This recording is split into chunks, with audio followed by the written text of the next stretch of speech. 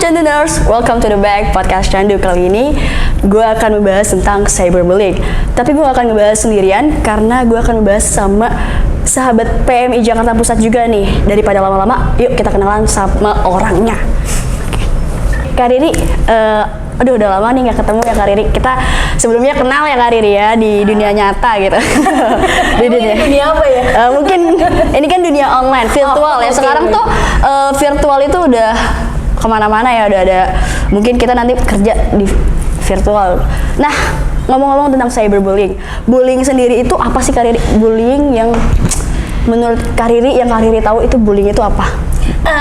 Bullying sendiri kan suatu tindakan intimidasi ya yang dilakukan sama orang yang merasa lebih kuat atau mempunyai power untuk mengontrol orang lain yang dia rasa lebih lemah atau nggak punya power tersebut gitu. Wah, ternyata ini tentang sifat superior ya, lebih merasa superior, gimana kalau misalkan ya kayak gue tuh lebih wah gitu.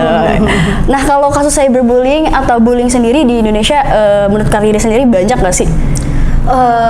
Bullyingnya atau cybernya nih?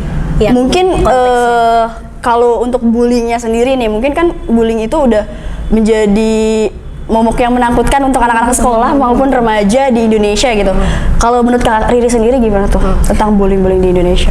Kalau bullying di Indonesia menurutku cukup banyak ya, bahkan dari waktu aku masih sekolah bullying-bullying itu sering terjadi, bahkan diumumkan untuk dilakukan sama teman sebaya kayak gitu. Karena seperti kita tahu juga ya, antara bully sama bercanda tuh kadang beda tipis kan ya. Mungkin maksud betul. Hati dari sisi satu itu bercanda, tapi dari sisi lain itu merasa itu dibully gitu, atau tidak perlakuan tidak menyenangkan kan kayak gitu.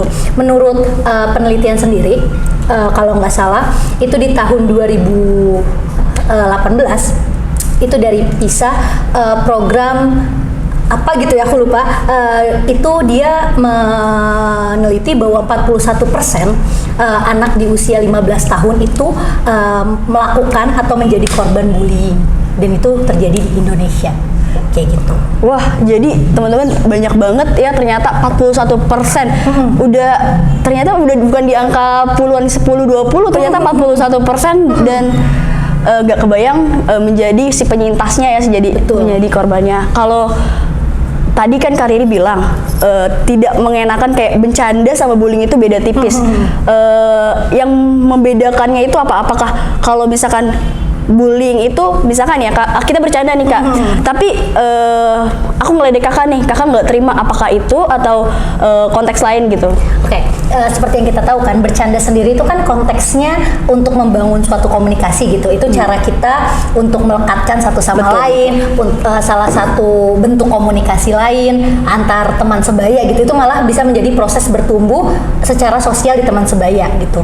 Konteks bercanda adalah saat salah satu pihak tidak merasa tersakiti, tidak merasa terlukai atau tertekan dalam kondisi yang dibercandakan. Nah, tapi taraf yang sudah masuk bullying, saat kita kan suka tuh ya ngomong misalkan ngedekin secara body shaming gitu, atau misalkan nyebutin nama orang tua.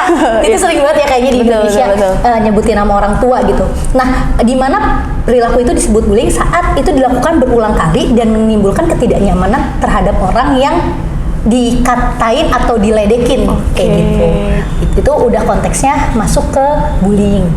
Kalau untuk dari kisaran umur nih Kak, umur berapa sih yang kira-kira banyak yang menjadi korban? Mungkin karena remaja kan itu ada kisaran dari umur yang aku tahu ya dari 11 sampai 18 tahun gitu. Kira-kira di fase mana gitu, di umur mereka keberapa yang psikologis mereka itu gampang dikecoh oleh bullying tersebut, akhirnya mereka memutuskan untuk melakukan hal-hal yang buruk atau negatif gitu Pak. Mungkin kalau sepenglihatan kita, bullying itu kan baru terjadi sebenarnya di lingkungan sekolah atau terjadi sama anak-anak yang memasuki fase remaja, SD, SMP maupun SMA. Tapi yang kita nggak sadarin adalah perilaku bullying itu udah bisa terjadi di dalam rumah itu sendiri loh. Jadi gimana misalnya bullying terjadi antara komunikasi kakak dan adik. Itu sudah bisa dimulai dari situ. Jadi kalau misalkan dilihat atau kamu bertanya misalkan Res umurnya berapa, itu bisa terjadi di umur berapa aja gitu. Bahkan dari rumah pun itu sudah bisa dimulai. Cikal bakal dia menjadi perilaku bullying atau dia tidak diberikan ruang untuk mengekspresikan diri atau menjadi pemimpin secara positif, akhirnya di luar dia mencari cara atau celah untuk melakukan itu dari sisi yang mungkin kurang baik, kayak gitu sih. Oke.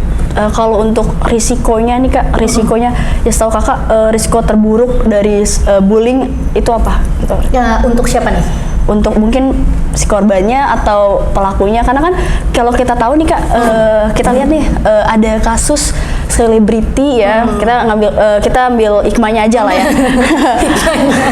Jadi dia ini pernah ngebully disabilitas, anak disabilitas, dan saat dia menaiki jenjang karirnya dia menjadi selebriti, maka si korban itu membuat tweet atau bercerita di sosial media bahwa dia pernah dibully oleh si selebriti ini. Pendapat Kakak itu apa? Apakah ada dampak untuk si pelaku juga atau si korban juga gitu? Oke. Kalau misalkan dampak di keduanya tentunya pasti ada, bahkan ketiganya satu lagi adalah bagi mereka yang menyaksikan secara langsung perilaku si bullying itu sendiri gitu. Kalau untuk korbannya biasanya atau umumnya itu mereka pasti mengalami depresi. Terus rasa takut bisa jadi, hilangnya minat untuk melakukan aktivitas sekolah, sosial atau bertemu publik seperti ini karena bullying itu terus terjadi dan mereka menjadi faktor yang ditekan, mereka pasti akan kehilangan minat untuk hadir atau untuk ikut serta dalam lingkungan itu kan. Terus akhirnya yang paling parah karena merasa tertekan, terus hilangnya nafsu makan bisa jadi, terus terganggunya pola tidur, yang terparah akhirnya bisa menyebabkan bunuh diri gitu. Dan rasa traumatis akan bullying itu bukan selesai di saat itu atau di masa itu aja gitu. Parahnya jika mereka membawa rasa kebencian itu, rasa sakit atau trauma itu ke masa yang akan mendatang. Jadi itu akan membentuk gimana dia di kemudian hari atau akan membentuk karakter dia di masa yang akan mendatang atau di masa dewasanya kayak gitu. Hal itu juga terjadi sama mereka yang menjadi pelaku bullying gitu. Saat korban mengalami depresi, pelaku bullying akan, jika tidak dibenarkan atau jika tidak diminimalisir, mereka akan menjadi seseorang yang akan terus merasa punya power di masa yang akan mendatang, akan merasa punya power sehingga mereka akan terus melakukan tindakan-tindakan ini di masa yang akan mendatang. Itu kan kayak serem banget gitu ya Des. Mereka istilahnya tidak ada yang mengingatkan, tidak ada yang memberitahu hal itu tidak baik loh, hal itu tidak boleh loh konteksnya kayak gitu, dan terlambat diminimalisir, akhirnya bisa jadi di masa yang akan mendatang mereka bisa melakukan tindakan-tindakan yang lebih parah, bullying yang lebih parah, bisa juga melakukan tindakan kekerasan seksual atau ancaman lainnya, atau memakai alkohol atau narkoba kayak gitu sih. Nah, bagi mereka yang menyaksikan bullying itu sendiri secara tidak langsung itu menimbulkan traumatis kepada mereka, bisa jadi menimbulkan ketakutan mereka menjadi korban selanjutnya dibullying, atau memicu mereka untuk melakukan tindakan bullying itu sendiri. Karena kan bullying itu kan bukan cuman karena dia punya power ya, tapi karena ada peluang dan ada contoh kayak gitu. Oke, tadi Kakak bilang kekerasan seksual gitu. Jadi pelecehan sama bullying itu bedanya apa, atau mungkin satu konteks yang sama dari bully menyebabkan pelecehan gitu? Jadi pelecehan merupakan salah satu tindakan yang bisa dilakukan di dalam bullying gitu. Jadi lo ngebully bisa jadi lo melakukan pelecehan seksual atau fisik. Kan pelecehan itu cuma pelecehan itu nggak cuma verbal, nggak cuma fisik lo dipukul atau apa, tapi bisa mengarah ke pelecehan seksual itu sendiri kayak gitu sih. Kalau Desi gimana, pernah dibully dulunya? Kayaknya pernah, terutama zaman-zaman aku kan SMK udah megang HP gitu kan. Pasti tentunya ada tuh komen-komen yang gak ngenakin, apalagi dari orang-orang sekitar gitu. Tapi bagaimana kita menyikapinya secara positif sih, itu aja. Kalau menurut Kak Riri nih, sekarang kan anak-anak muda itu dipegangin HP sama orang tuanya, terutama anak-anak kecil bahkan juga udah dipegangin gitu untuk nonton YouTube atau untuk mengakses internet. Menurut Kak Riri sendiri, ada nggak sih dampak dari akses tersebut sehingga menyebabkan kalau angka cyberbullying di Indonesia itu menjadi tinggi gitu?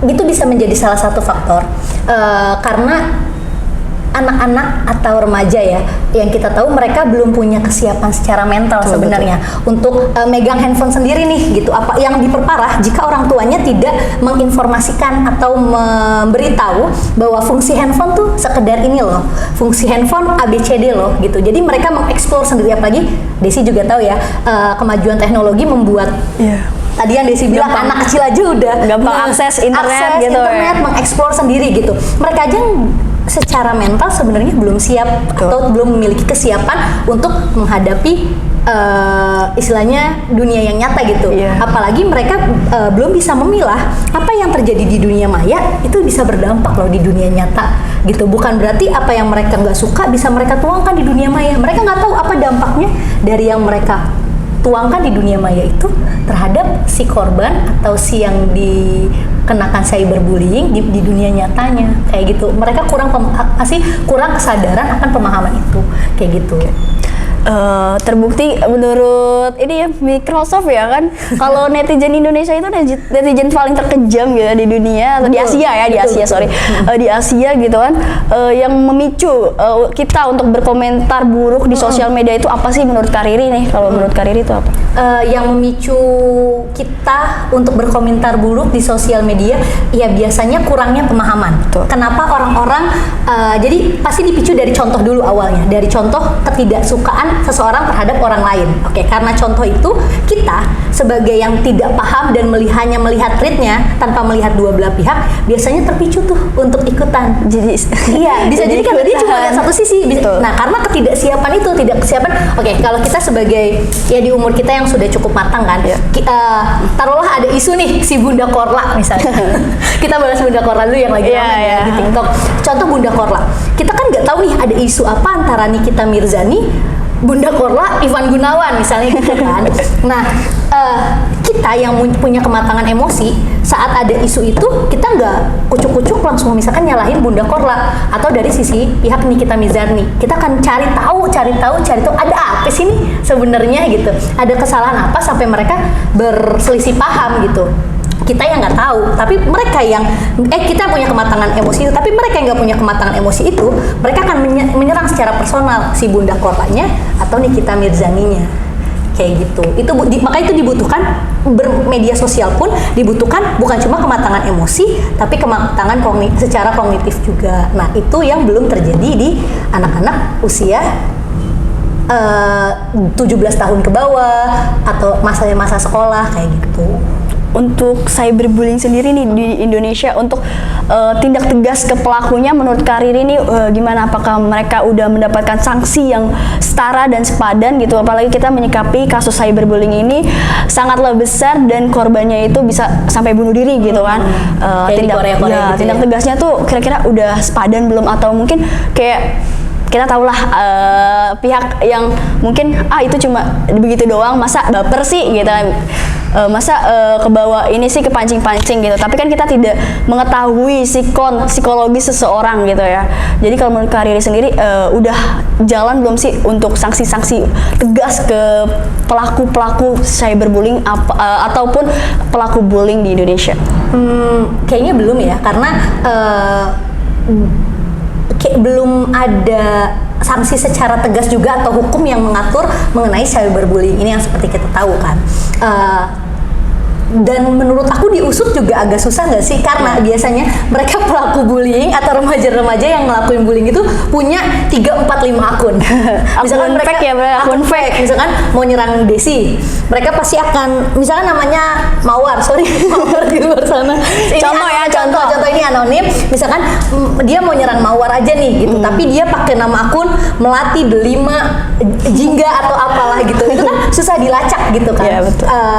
Dan ya susah dilacak, susah ditanyakan juga modusnya apa, terus ya ditambah kekuatan hukum yang belum ada kan gitu. Jadinya kalau dibilang sepadan apa enggak ya pastinya belum gitu. Tapi yang bisa kita lakukan adalah meminimalisir atau memberi informasi kepada adik-adik atau teman-teman remaja kita, atau bahkan kalau udah punya anak kepada anak kita gitu, mengenai ada loh nih yang namanya cyberbullying. Jadi pada saat dia terkena dampak itu atau dia terpapar itu, dia tahu bagaimana cara menyikapinya. Gitu. Oke, baik. Berarti ini ada panduan juga ya dari orang tua untuk memberikan informasi ke anak-anaknya nih, untuk mengajari anak-anaknya bagaimana si orang tua ini memberitahu kalau dunia maya itu sangat kejam gitu. Sebaiknya gitu, untuk mencegah yang tadi kita udah omongin nih, cyberbullying gitu kan. Karena tadi mungkin kalau pembunuh gitu kan pakai pisau itu udah sering ya kan, kelihatan. Ya, kalau kalian membunuh orang dengan jari kalian dan itu tanpa menyentuh, itu yang lebih bahaya. Betul nggak Kak Riri? Betul. Dan itu sering terjadi dan kalian tidak merasa bersalah akan komentar kalian gitu. Jadi itulah pentingnya kita menambah wawasan ilmu tentang menyikapi tadi 2 sudut pandang atau 3 ya, atau karena 4 dan selanjutnya. bahkan di dunia ini aja dimensinya aja ada banyak ya kan.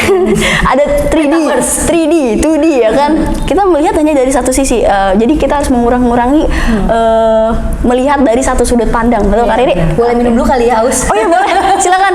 Oke, silakan. Kopinya nih diminum dulu ya. Spesial untuk gestar kita kali ini guys. Oke, kalau dari kasus-kasus yang kita lihat nih Kak Riri, sebenarnya kan kasus-kasus kayak gini sering juga sih terjadi di sekolah ya, terutama bullying. Untuk tindakan dari pihak sekolah, apakah udah bener gitu, maksudnya kayak udah membantu si penyintas atau malah memojokkan, menjudge, atau malah menjadinya memojokkan, dalam artian si penyintas ini tidak seharusnya gitu. Ya, jadi disalahkan seolah-olah dia itu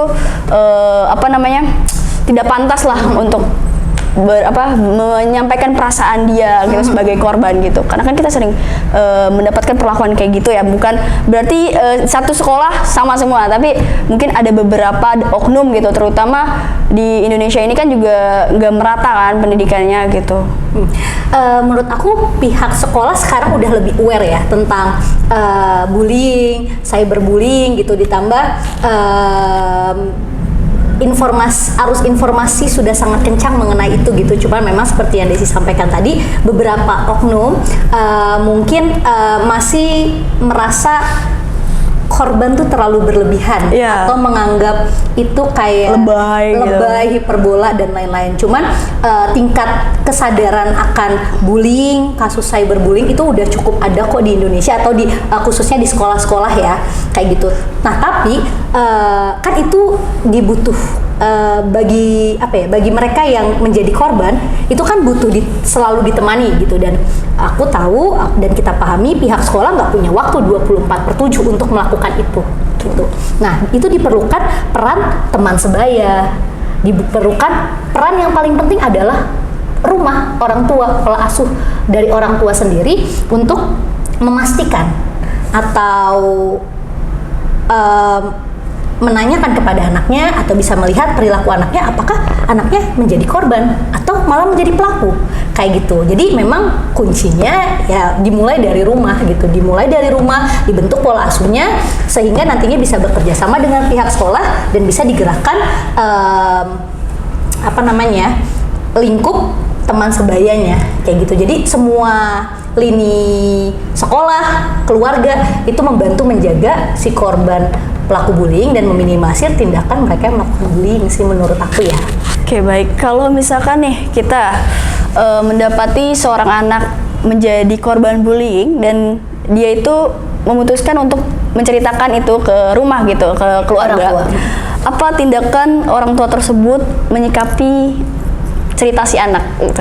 Oh, menurut aku baiknya adalah mendengarkan terlebih dahulu. Biasanya gini, ini mungkin terjadi di generasi aku, kayaknya ya. Ada sebagian besar generasi aku masih merasakan di mana saat kita bercerita ke orang tua, bukan sambutan telinga yang hangat gitu untuk kita, tapi malah mulut duluan, di mana kita dijudge kayak, lagi kamu kenapa bisa dibully, ibaratnya gitu. Lagi kenapa kamu nggak balas dendam aja gitu. Biasanya kan orang tua lebih bergelora gitu, Menggebu-gebu. kan. Menggebu-gebu, sorry, Balas lebih- dendam gitu. balas dendam gitu kan. Padahal pada saat dia balas dendam berarti dia si korban yang menjadi pelaku dong, tidak gitu. Jadi mungkin baiknya hal yang paling tepat atau paling bijak dilakukan orang tua saat mendengar atau anaknya sudah mulai mau membuka cerita dia terkena bullying adalah membuka telinganya lebar-lebar untuk mendengarkan gitu.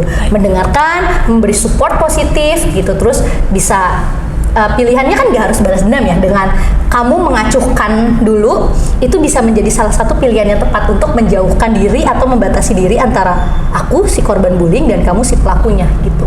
Tapi kalau itu memang sudah terkena fisik atau sudah melukai, itu bisa tuh baru meminta kerjasama sama pihak sekolah untuk memantau perilaku itu.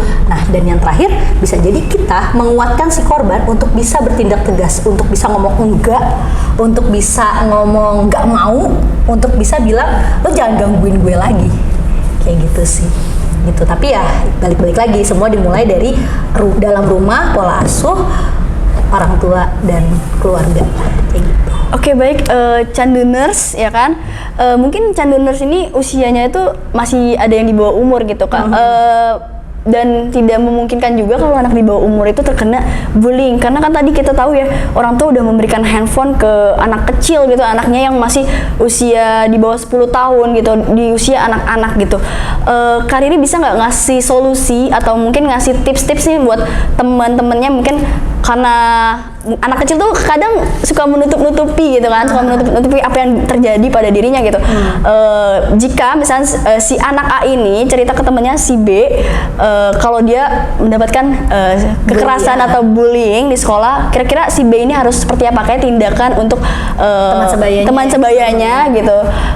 Kira-kira apa Kak tips-tipsnya nih buat teman-teman candu gitu? Oh, berarti buat teman-teman candu yang temennya bercerita sama dia gitu ya. Berarti kita menemani si penyintas ya.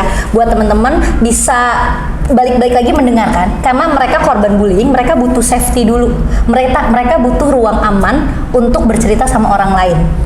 Kayak gitu. Karena dengan mereka bercerita sama kita, mereka bercerita sama Desi misalnya, mereka udah meluruhkan ketakutan mereka untuk membagi cerita itu ke orang lain. Karena bisa jadi Desi menceritakan ke orang lain kan, tapi dia mempercayai Desi untuk menceritakan itu, kayak gitu. Jadi dengarkan dulu, terus support si teman yang menjadi korban penyintas bahwa mereka tidak sendirian gitu.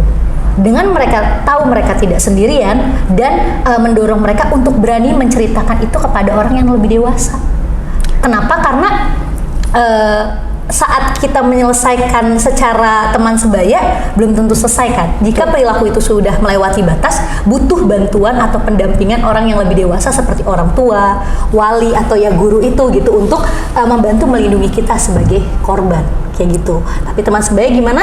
Support, temani, dan dukung mereka untuk berani menginformasikan ke orang yang lebih dewasa. Tapi kalau misalkan nih Kak, bullying itu gak menutup kemungkinan bahwa usia-usia kita nih dewasa mendapatkan bullying juga, dan karena di usia kita yang sudah dewasa kadang kita kan malu ya cerita gitu kan. Mungkin kalau sama temen oke, tapi kalau sama temen pun juga kadang masalah kita nggak terselesaikan gitu kan. Nah, ada nggak sih Kak solusi buat teman-teman kita yang di rumah gitu, kalau kita nggak bisa cerita ke siapa-siapa, kita harus ngapain biar kita tetap stay atau positif gitu? Oh gitu. Pertama kan kalau di usia kita kan udah mulai terlatih untuk punya kematangan pola pikir dan emosi gitu ya. Bisa kita mulai setidaknya kita meredakan emosi kita atau mengeluarkan emosi kita dengan menulis catatan kecil apa yang kita rasakan kayak gitu. Dengan menulis catatan kecil apa yang kita rasakan itu bisa membantu nih mengurai perasaan yang general. Yang tadi misalnya gini, Desi marah gara-gara aku ngatain, ih Desi pakai baju merah, misalnya kayak gitu, misalnya. Terus, ih Desi kok pakai baju merah gitu. Terus Desi marah. Nah, Desi itu perasaan marah itu masih general. Desi masih belum tahu marahnya itu karena dikatain pakai baju merah atau ada cerita di balik baju merah itu. Nah, dengan kita menulis catatan-catatan kecil itu, kita bisa memfokuskan emosi kita tuh ada di baju merahnya atau kejadian sehabis pakai baju merah itu atau sebelum itu, kayak gitu. Nah, terus setelah merilis itu kan rilis emosi ya, setelah merilis emosi, jika tidak terselesaikan juga atau kita tidak bisa bercerita dengan teman sebaya atau orang tua, kita bisa loh datang ke profesional gitu. Karena kalau di usia sekarang kita juga sudah punya biasanya udah punya pemasukan tersendiri kan, kita bisa datang ke profesional, bisa ke psikolog karena ini berhubungan dengan perilaku, bisa datang ke psikolog atau layanan-layanan kesehatan mental kayak gitu untuk mendapatkan dukungan, support atau mengurai keributan perasaan yang kita rasakan kayak gitu sih. Oke, baik. Teman-teman tadi, aduh keren banget ya Kak Riri. Biasa aja. Kalau Desi sendiri, waktu kemarin kena cyberbullying kan katanya ya, itu kalau Desi sendiri gimana tuh? Sebenarnya kalau untuk cyberbullying ya ini kan kita bukan komentar aja gitu, bisa juga dari chat gitu, intimidation gitu, intimidasi itu bisa terjadi kapanpun dan pada siapapun gitu. Kalau aku sendiri rada kaget juga karena kan aku nggak kenal, tiba-tiba nomor apa yang gak aku kenal, yang gak aku save itu ngechat dengan mungkin aku juga menyikapi ini paling iseng atau tapi ternyata itu ada orang yang mungkin kurang suka atau gimana gitu. Itu aja sih. Nah, terus gimana tuh kalau dari Desi sendiri saat itu menyikapi itu atau bagaimana cara Desi memaintain perasaan? Kalau balas dendam, marah-marah aja. Enggak sih, kalau aku sendiri lebih menyikapinya dengan mengalirkan dengan hal-hal yang aku suka. Gimana tuh caranya? Kalau aku sendiri, teman-teman, aku biasanya lebih melakukan hal yang aku suka. Jadi aku melupakan komen-komen buruk tentang aku gitu. Jadi bisa lebih cepat move on gitu. Oh gitu. Jadi kalau Desi sendiri lebih menyingkirkan pikiran negatif itu, terus melakukan hal-hal positif yang dilakukan. Lucky you, karena belum tentu semua orang bisa seperti itu gitu, menyingkirkan. Nah, parahnya kalau saat dia menyingkirkan tapi dia nggak bener-bener rilis emosinya, itu akan menjadi fenomena gunung es yang akan meledak di suatu masa yang akan mendatang kayak gitu. Tapi kalau memang dia mengalihkan pikiran namun emosinya juga pun udah rilis, nah itu bisa menjadi mungkin manajemen emosi yang lebih baik, terus bisa kontrol emosi yang lebih baik kayak gitu. Baik, aduh, kayaknya tadi kita udah cerita udah panjang lebar gitu, tapi ada satu pertanyaan nih dari aku. Aduh, apa tuh? Ada dugaan. Paling menjadi sesuatu yang membuat aku penasaran gitu kan. Apa? Tentang manusia gitu. Apakah manusia itu terlahir untuk menjadi pembuli atau memiliki sifat bully? Menurut aku itu terlalu konteksnya terlalu luas ya kalau ngomongnya manusia. Tapi menurut aku bullying terjadi karena dia punya kesempatan.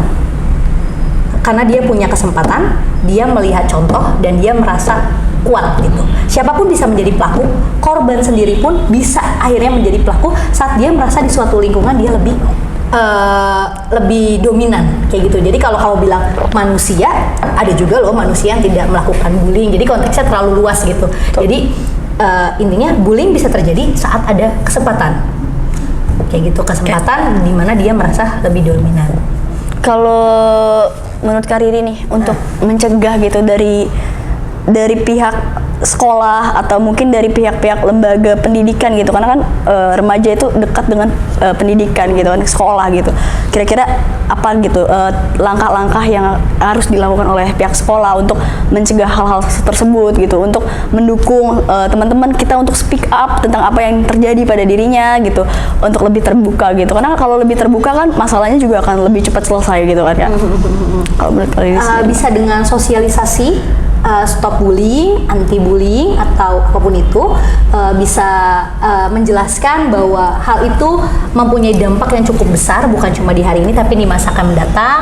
Terus bisa membuat gerakan orang tua bersatu anti bullying. Keren banget gitu. ya. Iya gitu, dimana yang mantau bukan cuman guru, balik-balik lagi, tapi balik-balik lagi orang tua yang memantau. Terus bisa mengadakan teman sebaya dukung anti bullying, bisa kayak gitu. Jadi bukan cuman guru, orang tua, tapi teman sebaya ikut memantau atau meminimalisir kejadian bullying kayak gitu. Oke, baik teman-teman, tadi udah yang Kak Rini sampaikan gitu. Kalau kita nggak bisa cerita sama orang dewasa, kita bisa cerita dengan teman sebaya ya. Kayak mungkin Kak Rini ini angin. mungkin Kak Rini sendiri punya teman nggak yang menjadi partner curhat gitu? Oh, pasti ada. Aku tiap manusia punya partner atau rekan yang menjadi tempat berbagi cerita gitu, dan tiap temannya juga punya konteksnya masing-masing loh. Nggak semua teman bisa diceritain semua hal gitu. Misalkan cerita sama Desi perihal lingkup A, cerita sama sini AB atau B aja kayak gitu. Kayak kita harus punya boundaries juga ke tiap orang. Kita memang baik bercerita sama rekan atau teman untuk menyampaikan apa yang kita gelisahkan, tapi kita juga harus punya boundaries. Hal-hal apa yang perlu disampaikan, apa yang enggak. Kayak gitu sih. Oke, baik teman-teman. Sebelum kita mengakhiri podcast kita kali ini, Kak Riri ada nggak sih yang ingin Kak Riri sampaikan untuk penyintas bullying, baik bullying secara langsung maupun cyberbullying? Oke.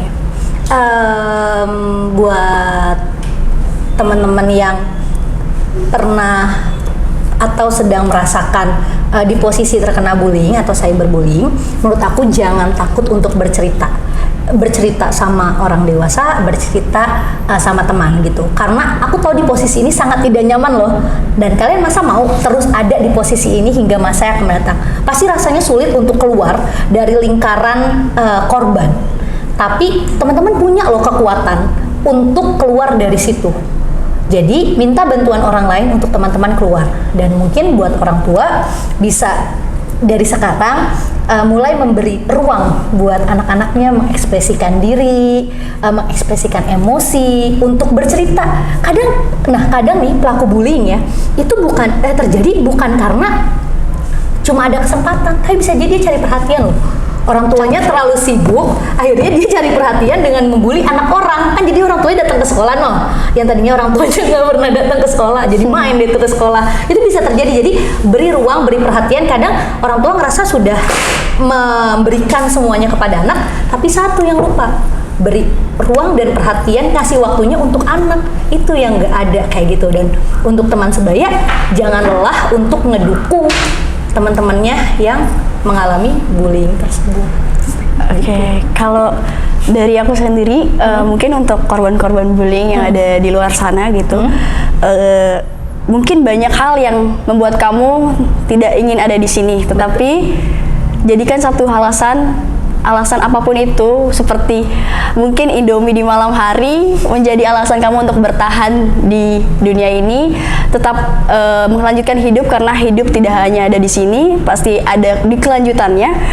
Tetap positif, tetap melanjutkan kegiatanmu secara baik, dan terutama untuk canduners nih ya, jangan menjadi netizen yang julid. Karena kita semua masih belajar. Iya, karena kita juga nggak mau kan jadi posisi yang dijulitin gitu. Oke, mungkin sekian dari kita ya Kak ya. Boleh, nanti habis itu dijeduk-jedukin ya di TikTok. Oke, tadi yang Desi ngomong. Oke, terus. Oke, Canduners, jangan lupa untuk follow IG-nya PMI Jakarta Pusat, dan juga jangan lupa untuk subscribe channelnya PMI Jakpus. Jangan lupa komen, like, dan share. Oke? Mungkin Kak Rina ada yang ingin disampaikan? Maaf kalau ada salah-salah kata, sama-sama belajar jadi bijak. Oke, see you to the next video and bye.